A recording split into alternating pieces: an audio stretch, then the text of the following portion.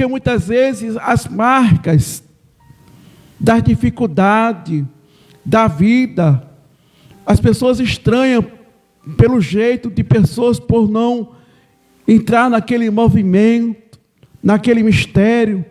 Mas sabemos uma coisa, que essas pessoas, elas estão adorando a Deus, elas estão falando com Deus, mas as circunstâncias que a vida lhe apresentou, que a situação lhe veio sobre a sua vida, e muitas vezes isso traz consequências às pessoas, e muitos por não ter força de abrir a sua boca, pessoas que muitas vezes não têm, como outras pessoas têm aquela liberdade de rasgar seu coração, de adorar Deus, muitas vezes falando em mistério.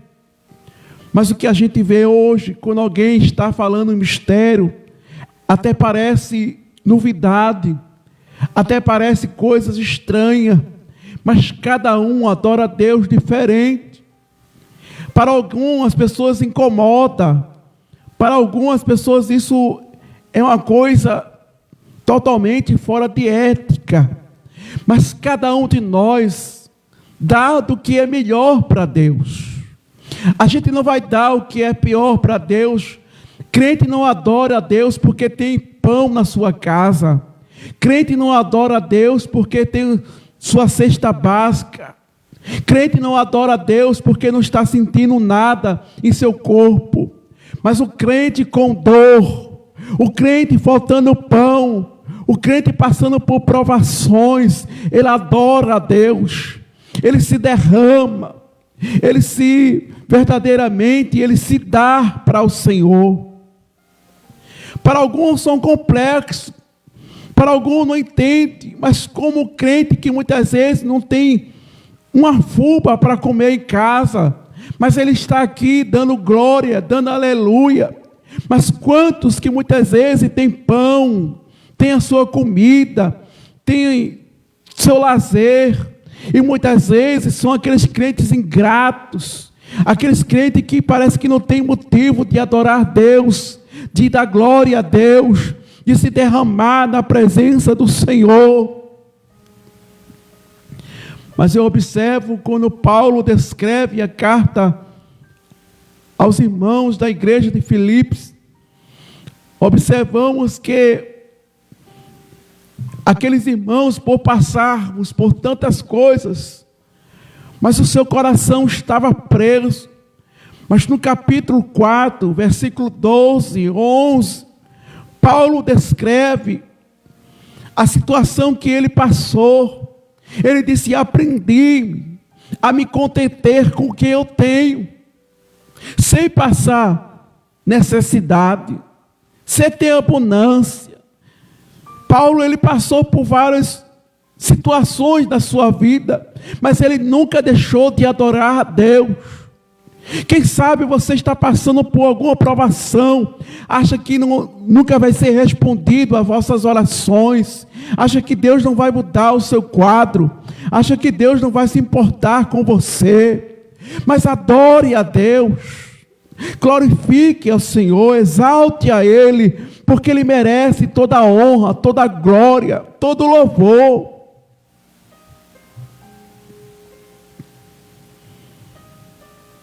Se Deus não te respondeu ainda, se as portas não foram abertas para você, mas creia, Deus está trabalhando.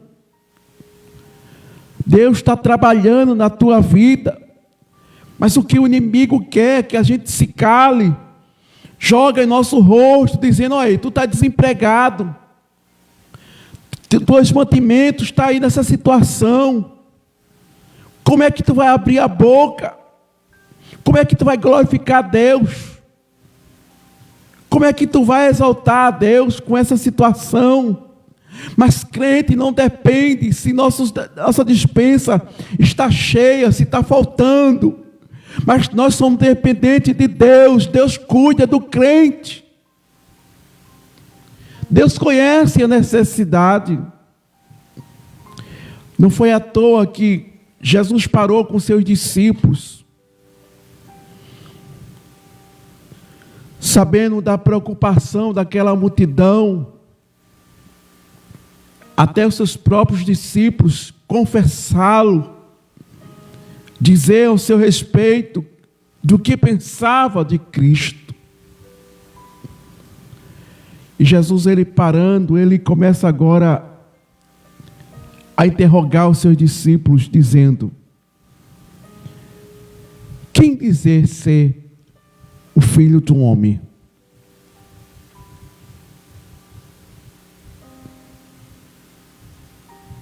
O que as pessoas pensavam de Jesus? O que as pessoas imaginavam do Mestre? Mas observamos que Jesus, ele foi a fundo do coração daquelas pessoas, dos seus próprios discípulos. Quantos crentes que têm tantos anos de crente, não conhece a Cristo, nunca teve uma intimidade com Deus, nunca teve verdadeiramente uma comunhão, porque tem medo de ser provado, medo de passar por certas situações, porque quem se aproxima de Deus, a gente sabe que há dificuldade, passamos por situação difícil.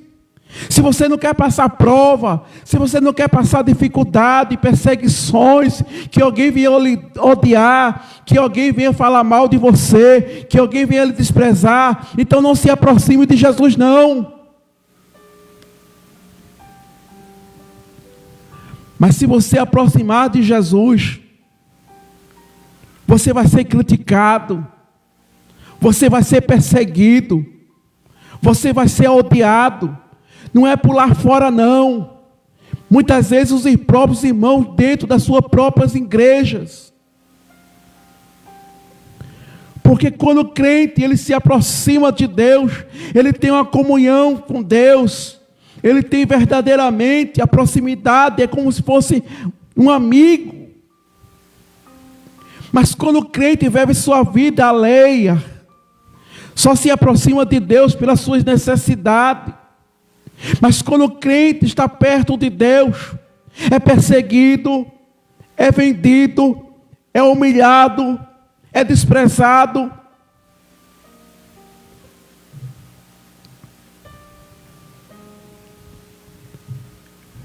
Muitas vezes até mal compreendido,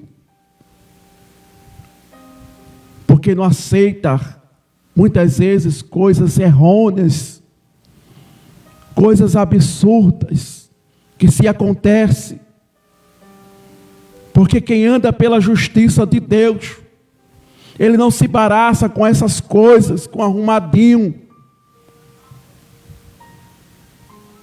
mas quem se aproxima de Deus, anda pela justiça de Deus, mas quem não tem intimidade, qualquer coisinha serve.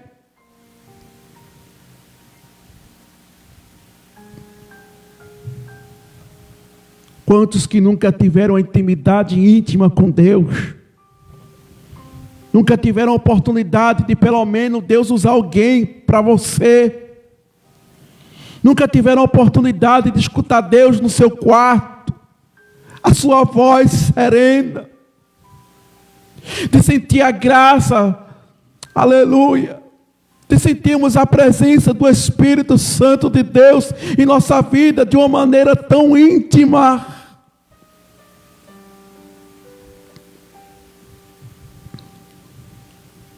Mas quem se aproxima de Deus tem preço, não é aceito. É por isso que Jesus perguntou aos seus discípulos, interrogando, perguntando: o que é que as pessoas pensam de mim? E observando que quando alguém se expressa, dizendo: olha, um diz que tu és João Batista, mas observamos que Jesus tem o mesmo traje, a mesma missão, o mesmo objetivo que João Batista teve. João Batista era primo de Jesus.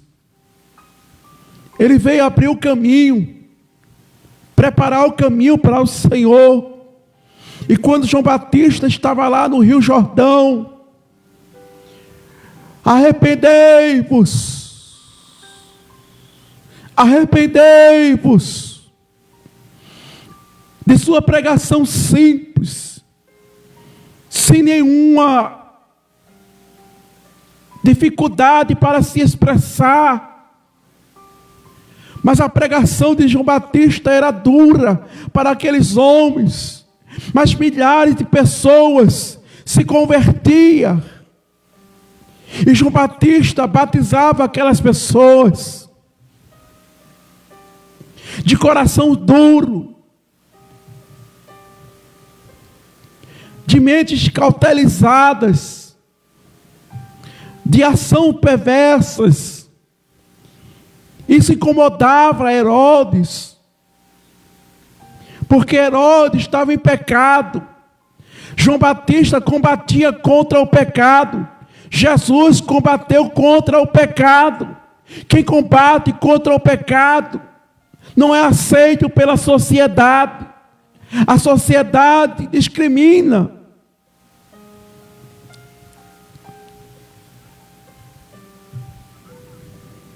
E até cristão também, que discrimina, porque chama isso de radicalismo. Quer ser mais santo do que os outros, quer ser mais perfeito do que os outros. O problema não é ser mais do que os outros. O problema é que a palavra, ela nos traz para a nossa vida, que temos que ser santo como Jesus é santo.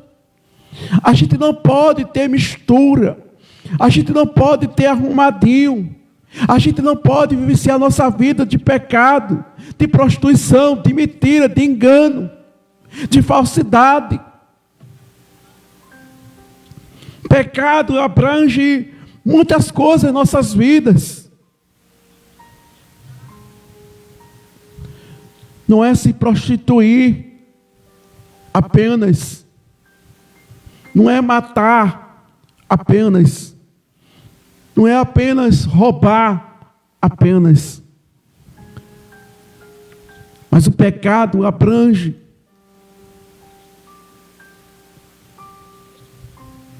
fere o nosso caráter, a nossa moral. Mas Jesus não era João Batista. João Batista estava lá no Rio Jordão, pregoando: raça de víbora, quem vos ensinou a fugir da ira futura?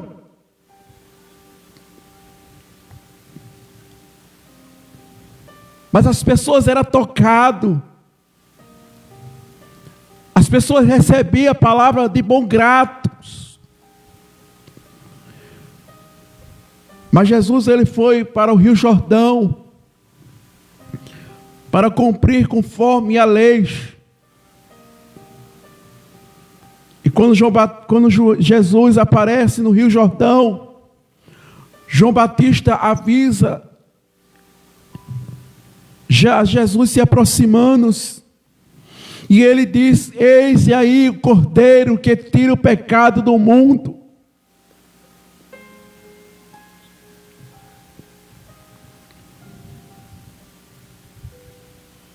Mas Jesus não era João Batista.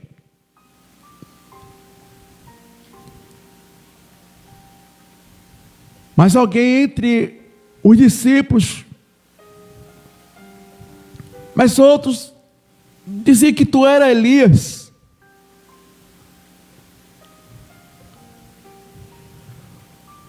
Observamos que Elias foi um profeta chamado para combater o pecado do rei Acabe e Jezabel, que levou o povo à idolatria, aquilo que Deus não agradava, que foi constituído pela sua lei. Não terá Deus além dele, porque Deus não dá a sua glória a ninguém.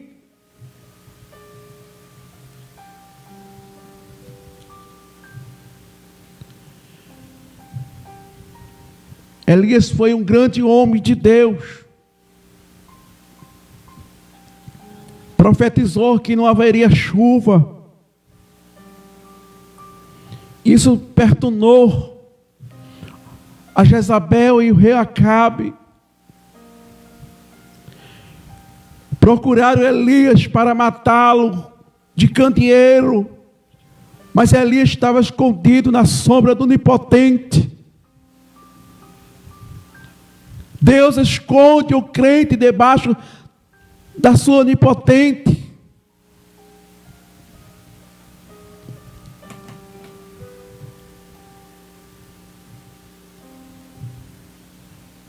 Mas observamos que Deus cuidou de Elias.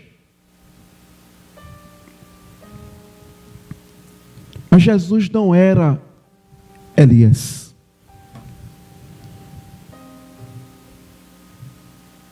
Mas um dos discípulos, novamente, ele fala: olha, então tu és Jeremias. Sabemos que o Jeremias foi um profeta também, que combateu com o rei Joaquim, que levou o povo também à idolatria, à desobediência.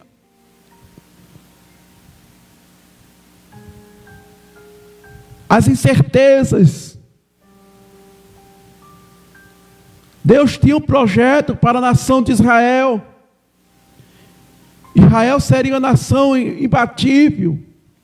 Mas por causa das desobediências, das idolatrias, das feitiçarias, tudo aquilo que impedia o trabalhar de Deus. Mas Deus permite que os babilônios levem Israel a cativo. É por isso que Jeremias declama no capítulo 3 e versículo 23: põe tua face no pó, talvez haja esperança.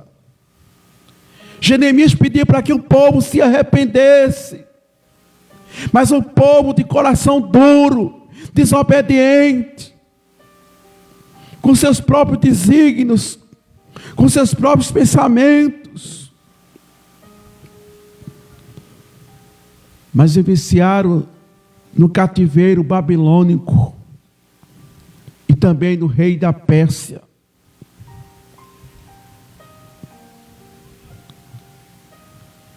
Mas Jesus também não era Jeremias.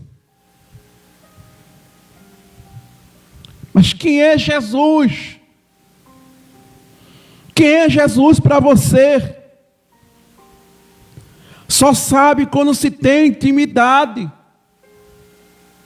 Observamos Moisés. Moisés tinha intimidade com Deus. No capítulo 32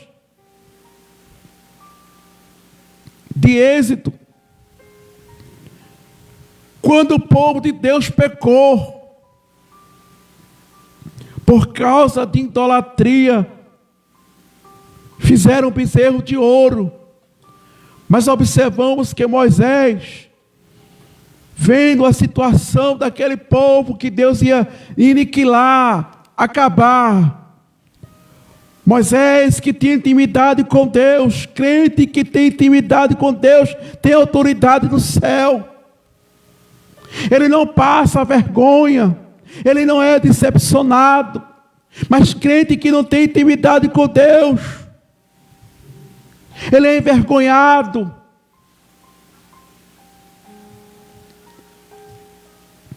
Mas Moisés faz uma oração a Deus, dizendo: Deus, se tu vai fulminar este povo, se tu vai aniquilar este povo, mas o que vão falar de ti, Deus? trouxeste esse povo para destruir. Deus poderia fazer outra nação, porque Ele tinha poder, Ele tem poder para refazer. Mas Moisés, que tem intimidade com Deus, disse: Deus, se tu vai matá-lo, então risca meu nome do livro da vida. Me mata também, Deus. Mas isso mexeu no coração de Deus. É crente que conhece Deus, que tem intimidade. Isso comove o coração de Deus.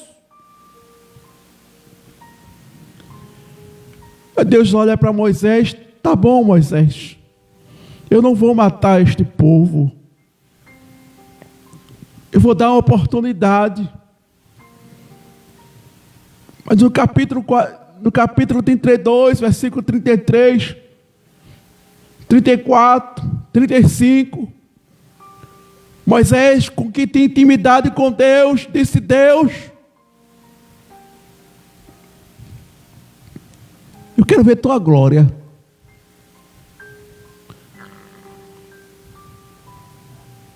Moisés, homem nenhum pode ver a minha glória. Porque se ver Moisés, vai morrer. Mas Moisés insistiu com Deus: mas eu quero ver tua glória, Deus. Aí Deus diz: tá bom, Moisés, eu vou lhe dar a oportunidade de você ver minha glória, mas você só vai ver pelas costas. Fica ali, Moisés, atrás daquela penha. Quando eu passar, tu vai me ver pelas costas. É quem tem intimidade com Deus, quem conhece Deus. Aí Deus começa a passar por aquela penha. Deus tira a mão e Moisés vê Deus pelas costas. Aleluia! Como é bom ter intimidade com Deus. Ainda que é odiado, ainda que é perseguido, ainda que é humilhado. Mas é bom ter intimidade com Deus, porque agradamos ao Senhor.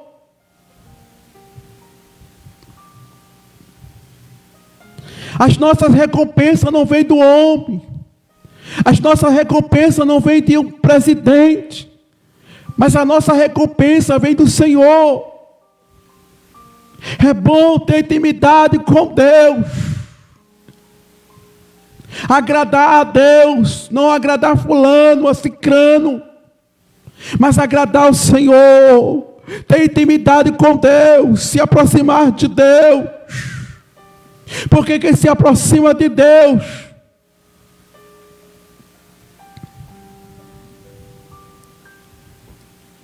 aleluia, o inimigo pode forjar ciladas, armar laço, mas o Senhor acampa ao nosso derredor para nos livrar.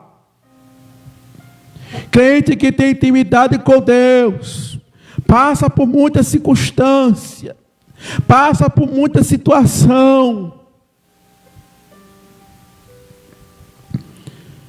e muitas vezes até os próprios cristãos dizem: fulano só vive pagando preço, fulano só vive doente. Mas é crente que tem intimidade com Deus. Quem não tem intimidade com Deus vive sua vida alheia, despreocupado. Tudo é favorável para ele, todo mundo abraça ele, todo mundo elogia ele. Mas crente que tem intimidade com Deus, as coisas diferentes, meu irmão. As coisas diferentes, minha irmã, porque ele não se controliza com as coisas erradas, com as coisas que não agradam a Deus.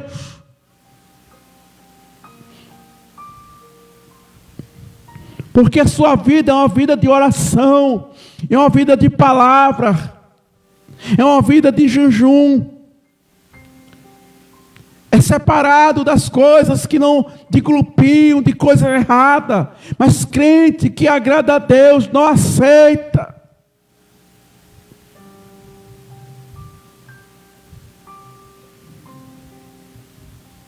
Essas picuinhas, essas coisinhas, esses arrumadinhos. O seu propósito não é aqui na terra, não. O seu propósito não é aqui as coisas desta terra, não. Conquistar fama, conquistar posições, conquistar os holofotes. Ele não se preocupa com isso, não. Ele faz como João Batista, importa que ele cresça e que nós diminuímos.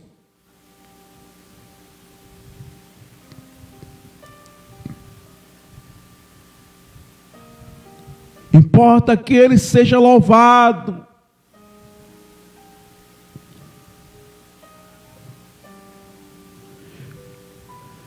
Mas crente que não tem intimidade, aceita arrumadinho, aceita situações que se acontecem escondido e acha que Deus não vê, acha que Deus não está percebendo o que está acontecendo.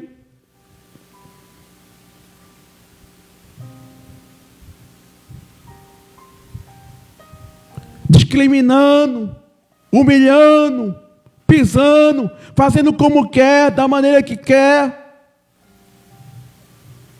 E achando que está fazendo a vontade de Deus. Quem era Saulo? Era apenas um religioso. Quantos crentes religiosos acham que está fazendo a vontade de Deus, mas só está pela sua religião? Crente que agrada a Deus, que tem intimidade com Deus, não faz coisas ao contrário com seu irmão. Não pisa seu irmão, não humilha seu irmão, não persegue seu irmão.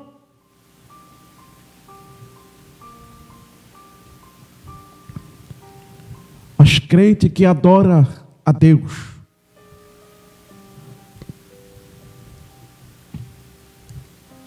ele não bate palma por aqueles que caem pelas suas fraquezas espiritual, mas a sua alma chora. Sente como se seu corpo fosse ferido. Mas crente que não tem intimidade por Deus, bate palma e diz: eu sabia que ele caiu, eu sabia que ela caía.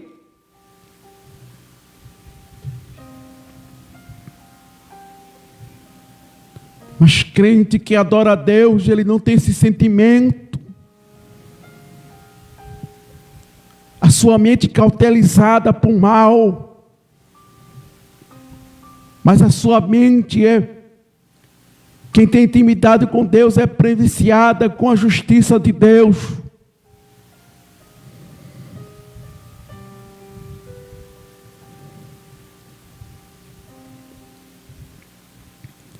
Foi por isso que Jesus perguntou aos seus discípulos: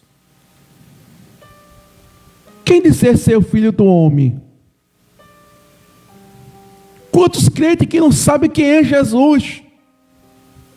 Nunca tiveram intimidade com Jesus. Fala da palavra, prega a palavra, canta, louva, mas não sabe quem é Jesus. Acha que Jesus é apenas Jesus. Mas ele vai além disso. Jesus vai além disso. É o amigo do amigo. É o marido das viúvas. O pai dos órfãos. É o nosso conselheiro. É o nosso amigo. É o Senhor da nossa vida. Ele não é só um Jesus para se pronunciar, para se pregar, para se falar, não. Jesus é o nosso amigo fiel, incomparável. Quem tem intimidade com Jesus, sabe quem é Jesus.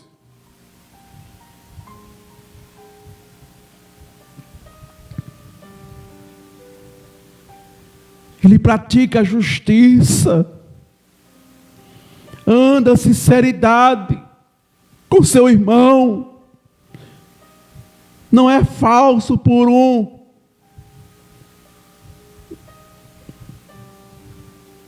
Mas ele é verdadeiro. Tem pessoas que sabem fingir. Tem pessoas que muitas vezes na frente de tal pessoa, porque tem tal posição, fala muitas vezes tão manso, tão simples. Mas quando chega o irmão abaixo dele, meu Deus do céu. Mas quem tem intimidade, se fala com cima, fala de um jeito, se quem tem embaixo, fala do mesmo jeito. Não tem diferença não. Não tem divisão não. Não tem arrumadinho não. A sua mente não é cautelizada por mal não. Praticar mal não, para ver seu irmão cair, para ver seu irmão triste. Para ver o fracasso dele, o fracasso dela. Quantos estão assim?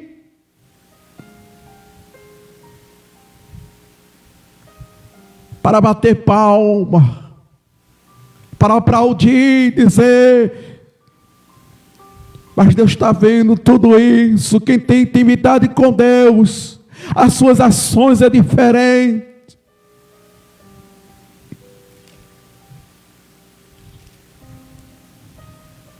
O seu pensamento é diferente. O seu propósito é diferente. Quem tem intimidade com Deus, ele quer ver seu irmão crescer. Ele quer ver sua irmã prosperar. Porque é uma honra a gente ver alguém usado por Deus. Nós somos instrumento de Deus. Deus não faz decepção de pessoas, mas nós fazemos decepção de pessoas. Como é que a gente tem intimidade com Deus?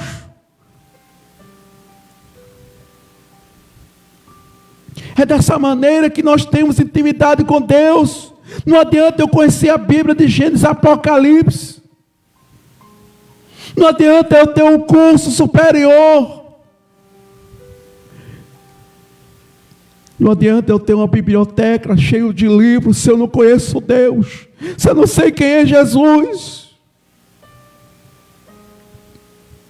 Só para mostrar conhecimento, só para mostrar que eu sei,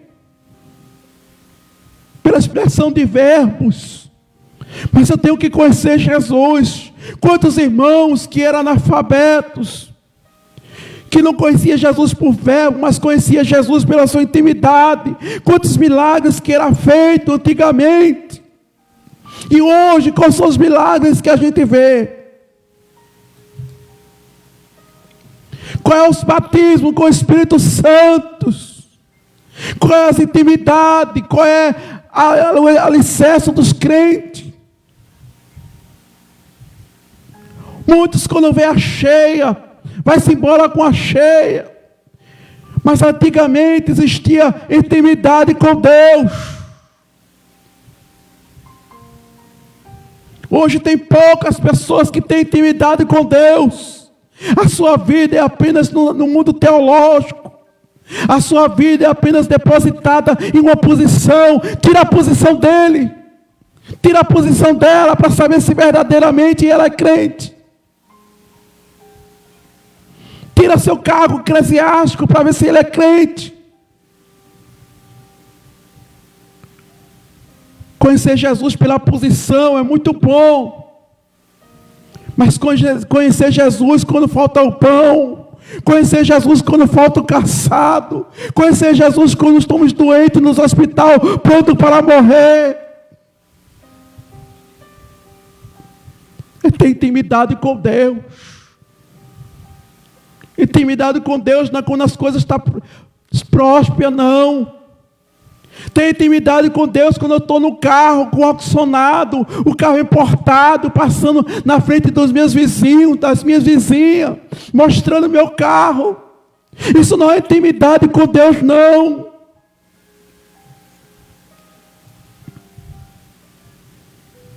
As suas ações são diferentes.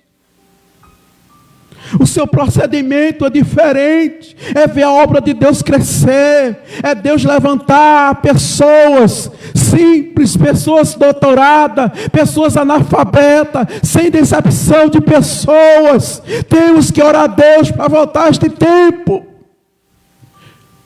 Avivamento não é festa, não. Não é congresso, não. Só vai fazer barulho. Mas depois que passa as festividades, depois que passa muitas vezes os congressos, cadê os crentes dos avivamentos?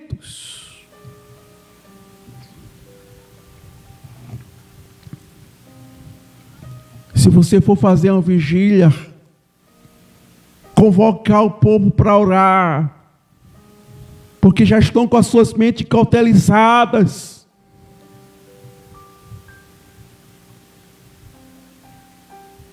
Muitos crentes